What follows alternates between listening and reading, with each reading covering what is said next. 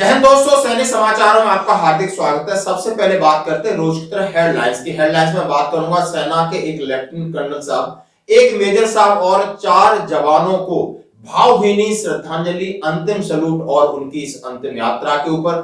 और दूसरी बात कहते हैं डीए के ऊपर बढ़ोतरी पर तो मोहर लगी, इसके साथ और क्या क्या बढ़ेगा, क्या क्या फायदे होंगे, यानी ये चर्चा शुरू। सरकार के ऊपर क्यों है दबाव या सरकार क्यों है खुश। तीसरी बात कहता हूं कि 4000 करोड़ रुपए के बिल पेंडिंग है। सेना के अफसर, जेसी और जवान के माननीय रक्षा मंत्री को लिखी चिट्ठी। आज दोस्तों है 25 दिसंबर और 25 दिसंबर है प्रकाश पर्व है। जैसा हम सभी जानते हैं कि गुरु गोविंद सिंह जी का बलिदान दिवस यानी 26 दिसंबर, और गुरु गोविंद सिंह जी का पूरा परिवार शहीद हुआ था और हम इस सप्ताह को शहीद दिवस मनाते हैं। उनको कोटि कोटि प्रणाम। जैसे उनके चारों बेटे अजीत सिंह, जुझार सिंह, जोरावर सिंह और फतेह सिंह। इस देश के लिए गुरु गोविंद सिंह एक ऐसे 10वें गुरु थे जिन्होंने अपने पूरे परिवार की आहुति, अपने प्राणों के बलिदान यानी सर्वस्व न्यौछावर करके इस देश की प्रतिष्ठा के लिए, इस धर्म के लिए अपना सब कुछ त्याग दिया था। आज उनको सब कोटि कोटि नमन करता हूं। और साथ ही आज क्रिसमस, सभी देशवासियों को क्रिसमस की शुभकामनाएं इस सैनिक जीवन चैनल से।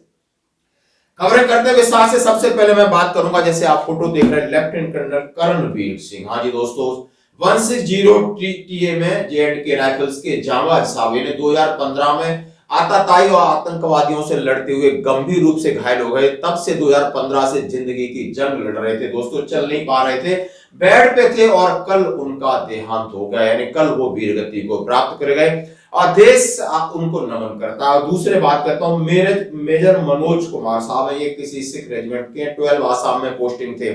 पिछले साल इनकी शादी हुई थी। आप जरा देखिए, आप इनका देखिए हंसता खेलता, पर अभी उनकी नई नई जीवन में संगिनी मिली थी और अपने देश के लिए एक प्राण न्यौछावर कर दिया। अरुणाचल में थे, आप इनको देख सकते हो 19 दिसंबर को इसी महीने की। और बात करता हूं नायक वीरेंद्र की, नायक करण सिंह और राइफलमैन गौतम, राइफलमैन चंदन, जनरल मनोज पांडे साहब ने और लेफ्टिनेंट जनरल द्विवेदी साहब ने आर्मी कमांडर नॉर्थन कमांड के, उन्होंने और सभी रैंक की तरफ से इन सभी सूरवीर जाबाजों को जिन्होंने अपने देश के लिए प्राणों की आहुति दी, उनको सत सत नमन, भावभीनी श्रद्धांजलि। इस अंतिम यात्रा पर उन्होंने सभी ने अंतिम सैल्यूट दिया। आप ये वीडियो देख सकते हो।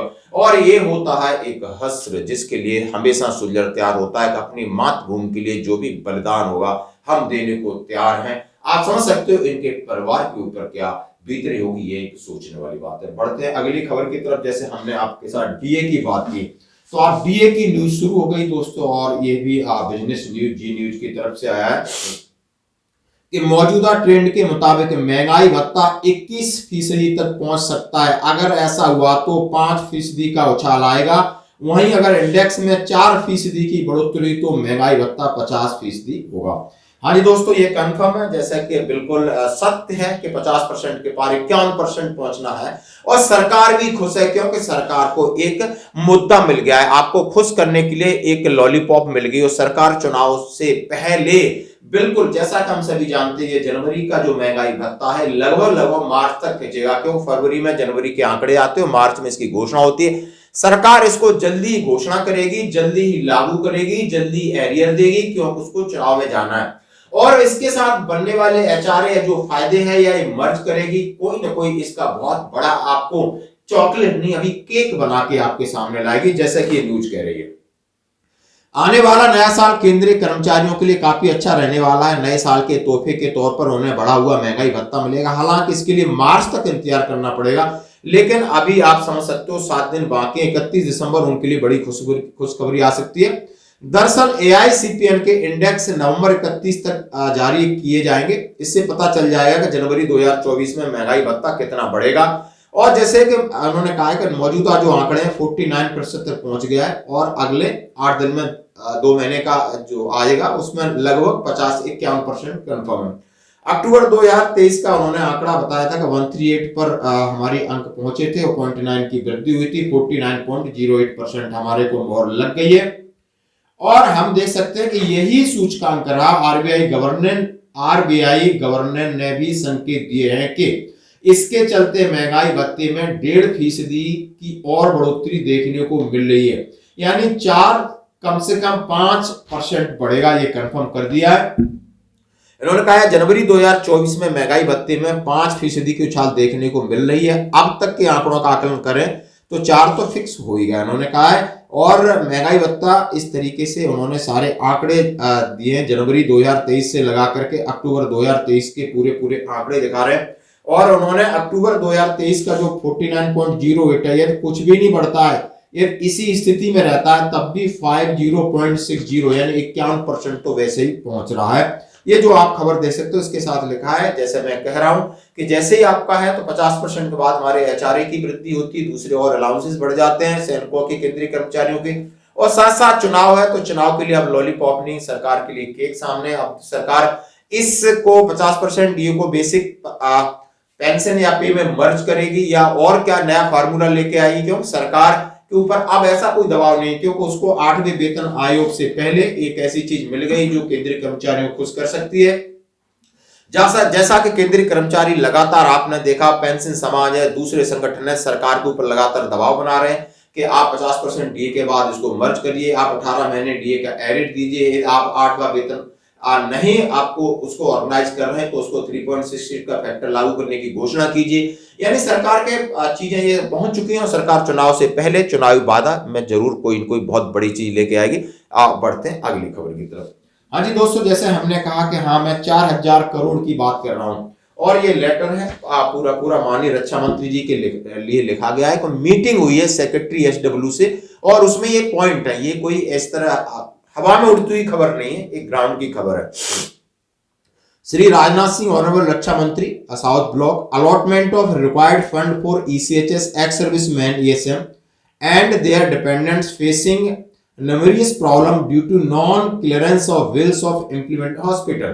Honorable Raksha Mantri Shri Rajnath Singh, this is a reference to minutes of the meeting of IESM delegation with Secretary ESW at 22 June 2023 already forward to all concerned. Honorable Indian Ex-Serviceman Movement के पदाधिकारियों को meeting हुई ये ex serviceman welfare के secretary साहब से जून में, और वहां क्या मुद्दा था कि need to allotment of the required fund to MD ECHS cannot be over emphasised due to non availability of the required funds will of implement in panel hospital have not been paid. The information available reveals that approx 4,000 crore are pending till date. यानी अभी तक जून में meeting हुई थी, 4000 करोड़ रुपए के bill pending है। इतना पैसा आपने इन पैनल जो हॉस्पिटल्स हैं जहां इलाज चल रहा है, एमडीएसएचएस को बोला है जरा जारी करिए, माननीय रक्षा मंत्री जी को अवगत कराया है। उन्होंने लिखा है, क्या लिखा है, by the end of this year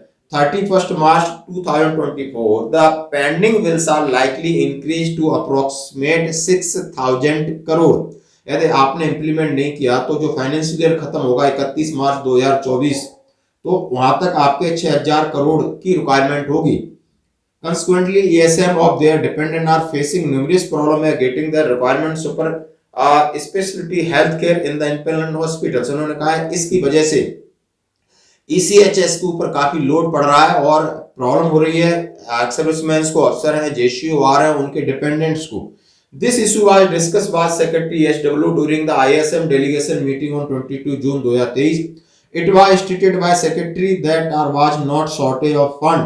How it is rupees 4,000 crore bills in panel hospital have not been paid. उन्होंने बोला हमें पास फंड की दिक्कत नहीं, हमारा डिस्कशन हुआ है।